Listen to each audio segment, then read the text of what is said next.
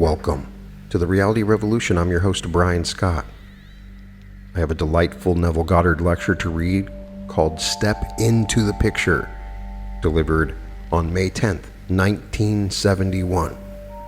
In this particular lecture, he shares his own experience in stepping into the picture, into going into your imagination and occupying your wish fulfilled, and his own visions and experiences in this regard. Neville Goddard was a mystic who taught a revolutionary idea about the meaning of the Christian Bible that many found to be radical, but many have found to be uplifting and awakening in the modern age. Step into the picture. We are told with God all things are possible. I think anyone who believes in God would say yes to that. But then we are told that God is spirit, and the Spirit of God dwells in us. I think any man who believes that should make every effort to find out who God really is who dwells in us. He is spirit, and the Spirit of God dwells in us. This God creates all things. By him all things were made, and without him was not anything made that was made. So everything in the world, regardless of what it is, for we are told, I form the light, and I create the darkness. I make the weal, and I create the woe. I am the Lord who do all these things. Well, surely we should make every effort to find out who he is. I firmly believe from my own experiences that this God of whom the Bible speaks is our own wonderful human imagination, that God and the human imagination are one, that all natural effects in the world, though they are created by the Spirit of God, are caused by Spirit. So every natural effect has a spiritual cause, and not a natural. A natural cause only seems it is a delusion of our fading, I would say, memory. Blake from Milton. For here in this world, I can't quite remember when I imagined that which is now taking place in my world. I do not recall it. I can't quite remember when I set it in motion. But if this is law, and a law that no man can break, at some time, somewhere I imagined what I am now encountering, that my present moment is really receding into the past. It is advancing into the future to confront me, but I forgot it. And now I think it has a natural or physical cause, and it does not have a natural cause. Every natural effect has a spiritual cause, or the Bible is completely wrong, for we are told by him all things were made, without exception, and without him was not anything made that was made.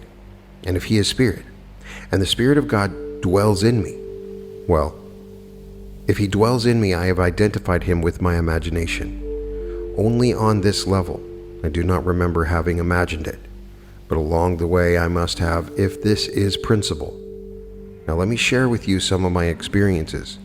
We are in this room tonight, and the room at this moment is more real to us than anything in the world. It has a cubic reality, because we are in it. Think of your home. You know your home far better than you know this room, but your home at this moment is not as real as this room. This room now occupies reality to you, and everything else is shadowy as you think of it. Why is this real? Because you have entered it. You are in it. You occupy. This I know from experience. Sitting in a chair, suddenly I am seeing what reason tells me I should not see. I am seeing what seems to be the interior of a home. Or lying on my bed, I see the interior, or it seems to be, of a great hotel. An unoccupied suite, ready for occupancy but not occupied. It was just as vivid as any painting of a great artist. An artist would give us the impression of a three-dimensional picture. We know, for reason tells us, that it is on a flat surface. It is simply depicting 3 dimensions, but it is all on a flat surface. Well, while seated in the chair or lying on my bed, my consciousness follows vision. And I entered that room. I actually occupied it. I came back to where I was seated on one occasion to where I was lying on my bed on another. And then I went back. And again, it took on a cubic reality. I came back knowing exactly what I am doing, and knowing this whole thing makes no sense whatsoever to the rational mind, but I cannot deny what I am experiencing.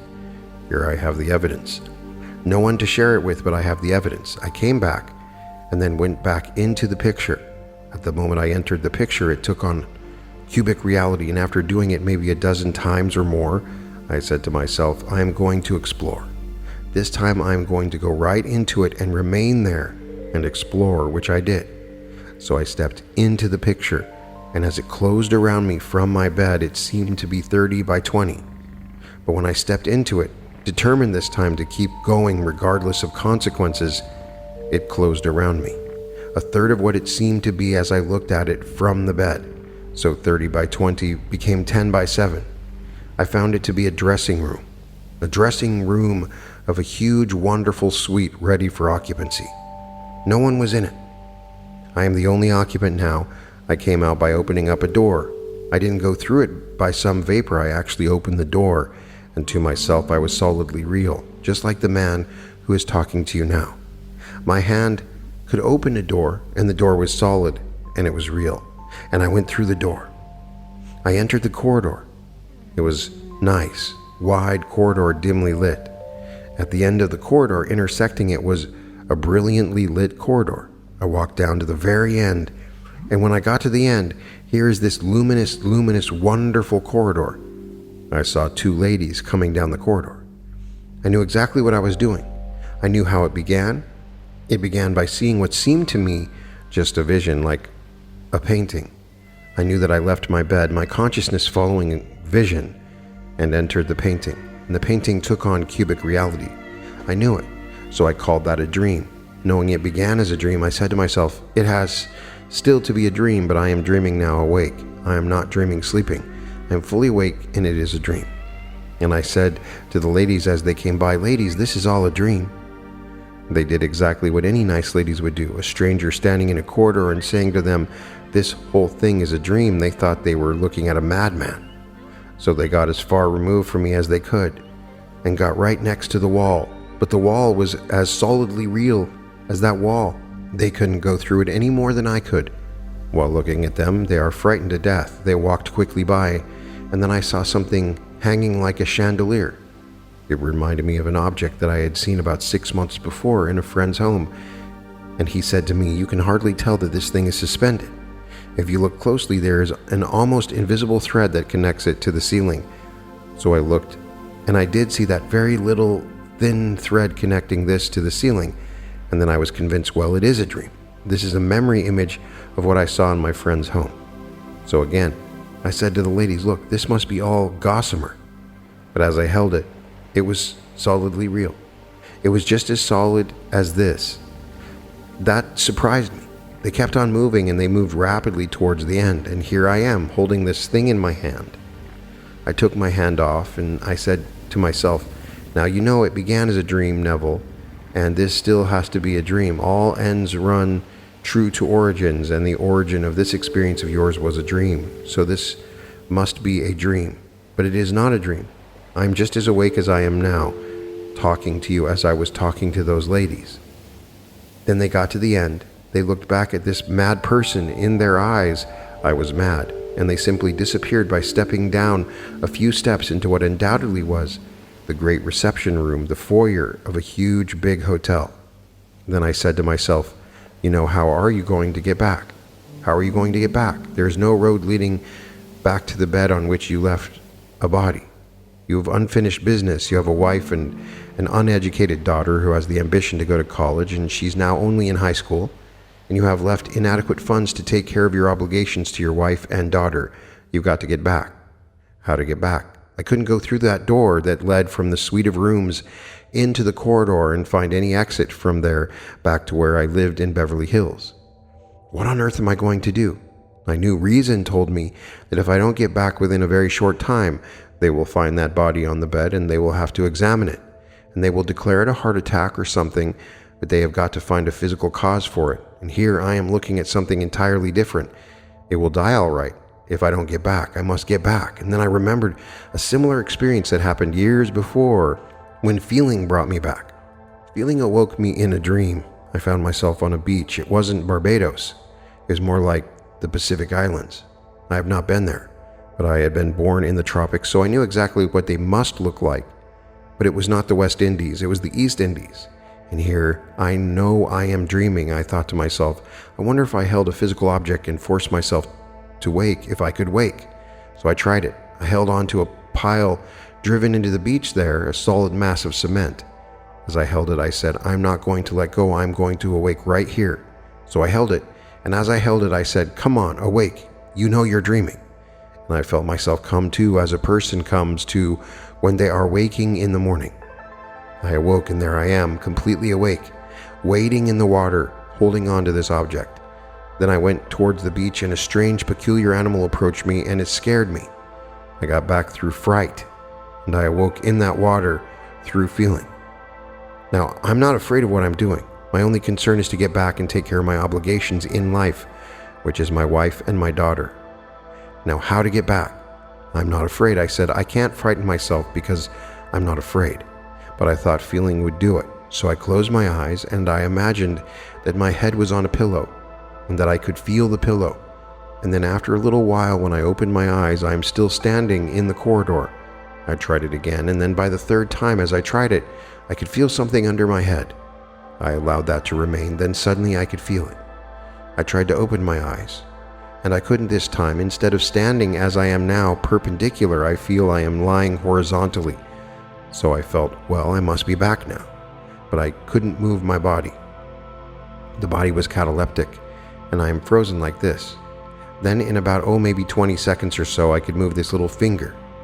I couldn't open my eyes. In a little while, I could move from the elbow down, and then with tremendous effort, I could move the arm, and I pushed it out to feel the warm body of my wife. Then I knew I was back, but I hadn't been able to open the eyes. Then with a tremendous effort, I could open the lid and see the familiar objects in the room that I had left behind me. Then I knew what makes everything real in this world. The Spirit of God dwells in me, and He is my own wonderful human imagination. I walked into a thing that I could only see lying upon my bed. Entering that state, it took on a cubic reality. God made this world real by entering it. As we are told, He is not only translucent, I would say in a translucent manner, we are told. He is above all. He is also through all, and He is in all. If He is through all, He is omnipresent. If He is in all, He is immanent. Then I am told He dwells in me. He is in me. He is in you. He is in everyone. Am I now confined to this little place, here, at the podium? I am not. I proved that night. I have proved it unnumbered times since. I'm not actually confined to where this body is. I dwell in it. And He who dwells in it is the Spirit of God, and the Spirit of God is my imagination. I have proven to my own satisfaction that my imagination can travel. I don't have to stand here and think of my home. I can stand here and penetrate my home, leaving the body here as I did on the bed. And penetrating the home becomes a cubic reality, as it will tonight when I take this body home and enter my door. The house is a cubic reality, but must I wait until I get home tonight in this body to give it that? Can I not know? Knowing who God is Spirit, and He is now encased in this little garment of flesh. But He is Spirit, and I have discovered He is my own wonderful human imagination. So when man dies, he cannot die. Only the garment that he wears can die. But that being that he really is all imagination. And as he enters, wherever he enters, it takes on a cubic reality that I have proven. The immortal, you cannot die. It did not begin. So when you leave this world, because you are all imagination, the very moment that you depart, you are in some state. But you being there, you give it cubic reality. The world is just as real as this world. It's terrestrial, just as this world is, and no one in this world can die. Everything dwells in your own wonderful human imagination. The purpose now is to awaken that being in you, so he is fully conscious at all times. That is the purpose of life. He who came down and took upon himself the weaknesses and limitations of this garment and confined himself to it is destined to awaken while he walks this earth. And by this earth, I mean this earth to the sense, but it does not end where my senses cease to register it. It doesn't terminate at the point called death. because the being in it goes on, and he is still in the world, but his entrance into that state gives it a cubic reality like this room now because we are in it. Now we come down to a practical use of this law. Because this is so, your dream now is shadowy. You would like to be other than what you are. I think everyone does in this world. It's a form of growing, and we grow, and we outgrow. So you would like to be it. But to those who are not in their dream, it's a shadowy, a mere possibility. But to those who enter into the dream, it seems the only substance. A man who is now poor and embarrassed because of his poverty, he can still dream and dream of wealth, dream of security, but it's a shadowy state. It is something that seems to him almost impossible if he is going to use reason. He will say, "How is this thing possible? Because I have no background, either intellectually or financially or socially, to even hope to achieve that sort of thing." But if he knows who he really is, the Spirit of God, who creates all things, dwells in him, and that he can detach that indwelling being from the body that he wears and actually enter his dream, the dream will take on reality. And if he persists in it, it will objectify itself in this world. I know that from many problems that I have had. When I was told that I could not do this or I could not do that, having remembered experiences that were all mystical, I applied them to practical things. And they worked just as well in the practical state. I entered into my dream. It was a dream. When I was in the army, I couldn't get out, but I wanted to get out, and I wanted to get out honorably. I did not wish to be dishonorably discharged. I wanted to go through this world as a very honest, I would say clean, wholesome American citizen, and not when asked the question, "Were you ever in the army?" and then they say, "Were you honorably discharged?" and have to say, "No, I was dishonorably discharged." I didn't want that on my record. So I would not run away from the army. I wanted out of it, and to get out of it before the end of the war, and to get out of it honorably. And so I took the same lesson that I had learned, and I applied it to that. So while in the army, I assumed that I am in my home in New York City, 2,000 miles away. I was in Camp Pope, Louisiana, and I had an apartment in New York City in Washington Square. So going to bed physically at Camp Pope, I went to bed in imagination in my home in New York City. Not there on furlough, not there on some little escape, but there honorably discharged. Then I got off my imaginary bed, walked all through my apartment, and saw everything that I would see if I were there. It took on cubic reality. When I awoke the next morning, I was still in Camp Pope, Louisiana. But that night, a strange thing happened to me. It was 4:15 in the morning, and here, a sheet came before my eyes, and on the sheet, a hand appeared from here down holding a pen, and the pen wrote, "That which I have done, do nothing." First of all, the voice said that, but the pen scratches out my disapproval, for I applied for a discharge and my colonel disapproved it. He said, "Disallowed," and signed it, Colonel Theodore Bilbo Jr. That was his name, which is on a record. You can look it up, for he was the one who disallowed my application for discharge, and the hand simply scratched it out, and over that it wrote "in approved," and this hand holding a pen. Then the voice said to me, "That which I have done, do nothing." What did he do? He scratched out the colonel's disapproval and he wrote "in approved," and then I awoke. 10 days later, I was honorably discharged by that same colonel, and he shook my hand, and as I left the base, he said, "I will see you after the war is over." I said, "All right, Colonel, thank you very much." And that very night, I was on a train back to my place in New York City. That's how it works. I know from my own personal experience. I am sharing with you what I have experienced, both in the world of Caesar and in the world that is transcendent, something entirely different. So when I speak of being born from above, I'm not theorizing, I am telling you exactly what happened to me. When I speak of meeting the Son of God who calls me Father, I am telling you exactly what happened to me. When I tell you I ascended into heaven like a fiery serpent, as told in Scripture, that's exactly what happened to me. When the dove descended upon my hand and then smothered me with love, kissing me all over my face, my neck, and my head, I know exactly what happened because it happened to me. So I am only sharing with you, not theory, not speculation, but only what I know from my own experiences. So tonight, the most impossible thing in the world, and who is not confronted with it? I am. An almost impossible thing that I have to actually deny the evidence of my senses and apply my principle towards that event. I know it could not have happened. Nothing happens by natural causes. Nothing in this world happens by a natural cause. It's all spiritual. And you may say, and the world will say, it happened because you did so and so over a period of time, and that is the cause of your present physical ailment. It isn't so at all. You admire someone intensely and try to duplicate their every act in this world, and you wish you were just like them. And they depart this world by a similar experience and never once did the physical things that you are accused of having done that are the cause of what is happening to you. Never for one moment did it ever occur to her, the one she admired, to actually do for one moment what this one suffering from the identical thing is now suffering. And the world will say you are suffering from it because of a physical cause.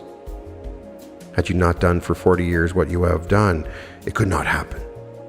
But yet her own loving mother that she worshipped beyond anyone in this world and tried so much to emulate, never once in her life smoked a cigarette. She would take an occasional little drink, but very sweet, very weak, and died of the very thing that she is now suffering from. There was no one in this world that she worshipped more than her mother. That imaginal act in the beginning of time, and the whole thing came forward, and now she is fulfilling completely her ideal to be just like her mother. And the world will tell me that the thing that is happening to her is caused by a physical state. It isn't so at all. I could duplicate that and multiply it by the unnumbered number if man only had a memory that could retain the imaginal acts of the past. Every natural effect has a spiritual cause, and not a natural. A natural cause only seems. It is a delusion of the perishing vegetable memory. Blake from Milton. If man could only bear in mind that every simple little imaginal act sends a quiver through omniscience, right through omnipotence, and right through immanence, so the whole thing is like a huge big computer. Your imaginal act instantly is added to the sum total of it all. And instantly the whole thing is changed, and the world is reflecting every imaginal act in this world of man and keeping it all perfectly recorded so that there is no such thing as a natural cause. It is all a spiritual cause.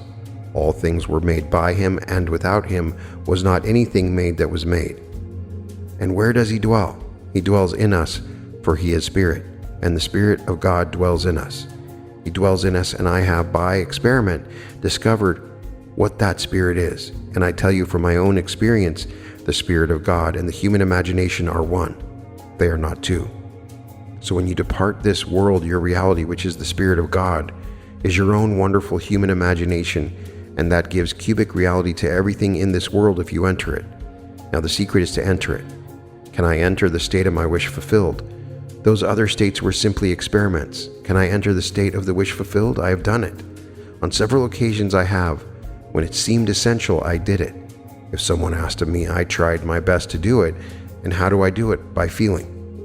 As we are told in the 17th chapter of Acts, happy is the man that feels after him and finds him. He is speaking now of God, for in him we live and move and have our being. He has just got through speaking to the Athenians. He said, O men of Athens, I see that you are very religious, but I notice over your temple an inscription to the unknown God. Now the one you worship as unknown I will reveal to you, for he is not a God far off. He is near, that you may feel after him and find him, for in him we live and move and have our being. So the God of whom I speak is never so far off as even to be near, for nearness implies separation. No matter how near he is, that's not the God. He can't be near because I am he. Be still and know that I am God. That is what you are told in the 46th Psalm, the 10th verse. Be still. Why? That you may know I am he. I am God. So the fundamental sin of Scripture is the lack of faith in I am he, as you are told. You will die in your sins. That is, you will die missing the mark, unless you believe I am he. And before the world was, I am. Before Abraham was, I am. So I am can't be near. That's the core of my being. I can say I am a man, and that's something near. I have a hand. That is near. I am rich. That is near. I am poor, that is near. But before I can say anything, I must first establish the sense of being, and that is I am. So I must first be before I can be anything in this world. And so the lack of faith in that reality is the fundamental sin. So here I share with you what I have discovered. I've discovered that your own wonderful human imagination is the Spirit of God, and that you can enter into any state in this world, and on entrance it ceases to be a flat surface depicting reality. It is reality. Why? Because you are the reality who dwells in it. Wherever you are, things are real. If you are not in it, then they are not real. They go to their flat surfaces. And all things exist in the human imagination. We are called upon to select that state in which we will dwell, the state that we will enter and make real in our world. And I do it by simply feeling. What would the feeling be like were it true? How would I feel were it true? And how would I see the world were it true? Then I feel myself into that state and try to give it all the tones of reality, all the sensory vividness that I can. If I can give it sensory vividness and the tones of reality, even though I do not see it, it will work. But sometimes it becomes so vivid and so intense you do see it. The whole thing opens. Your eye opens and the whole thing is real, and then you are in an entirely different world, in the world of your dreams, for because you entered it, it is real. But whether the eye opens or not, it will still work, may I tell you. This is the law spoken of in Scripture, and because no creator in the world exists but God, He is the only one, He has to create good and evil. If there is good and evil, God does it. If there is darkness and light, God did it. He said, I kill and I make alive, I wound and I heal, and none can deliver out of my hands. We think a devil kills and God makes alive, that the devil wounds and God heals. It's God who kills and God who wounds and God who makes alive and God who heals. There is only God. Read it in the 32nd chapter of Deuteronomy.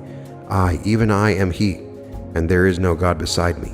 I kill and I make alive. I wound and I heal, and none can deliver out of my hands. And the God spoken of in that chapter is seated here in everyone who is seated, for that one in you is the Spirit of God. And that Spirit of God is your own wonderful human imagination. So blame no one in this world for anything that befalls you.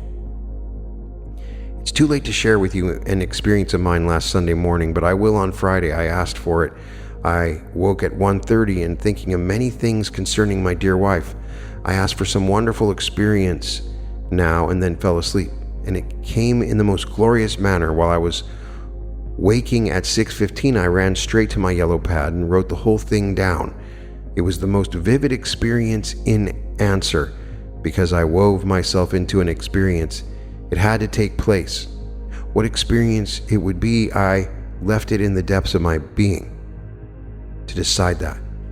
But give me some wonderful experience this night in answer to something, and then came the most glorious experience.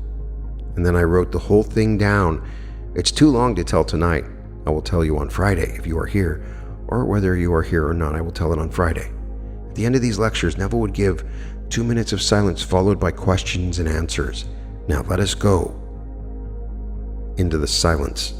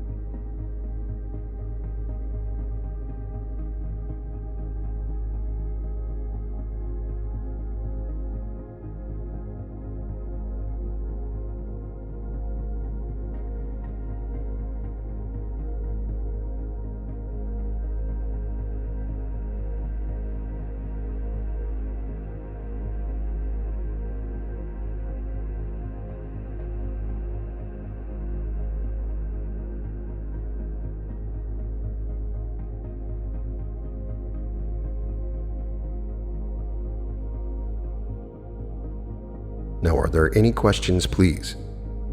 Question: what is the difference in the reality factor between the body on the bed and what they call astral projection? Is there a difference?